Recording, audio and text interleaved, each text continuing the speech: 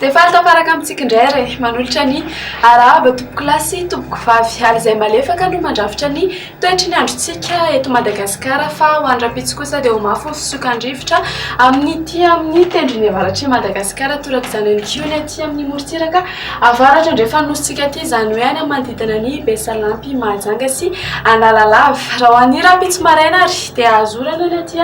Sambava sy Antalaha torak'izany ihany koa ny any Sainte Marie fa anao endrika tandrivindrao zany any amin'ny morontsiraky Anosy ny aty amin'ny morontsiraky Androaty fa ifandimy kosa ny rahona sy ny masoandro ho an'ny faritra sisa ao aorian'ny fisavahan'ny zavotany na dia anjavona vao maraina ho an'ny faritry ny avoatany ray manontolo torak'izany ihany koa ny aty Atsinanana sy Vatovavy sy ny aty amin'ny faritry Menabe aty raha ho an'ny hariva kosa indray dia mbola mitohy hatrany ny orana ny aty Sambava sy Antalaha sy ny any Sainte Marie azorana tandrivindraona kosa ny aty Atsinanana Vatovavy sy Atsimo Atsinanana hariba alika be ny masoandro na ifandimy amin'ny rahona izany ho an'ny faritra sisa izay tsy voatonona teo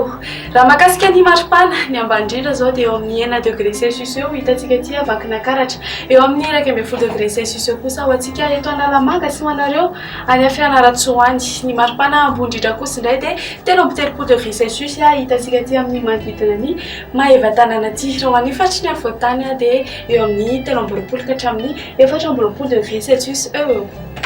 dia ho an'ny raha-pitsotrany ary dia ifandimy andrahoana sy masoandro any Paris sy Maurice fa hibalika be ny masoandro any Milan sy Johannesburg ary La Réunion azorana tandrivindraona kosa na ny Comores sy Seychelles ary Nairobi fa somary andrahondrahona kely ny andro any Bangkok.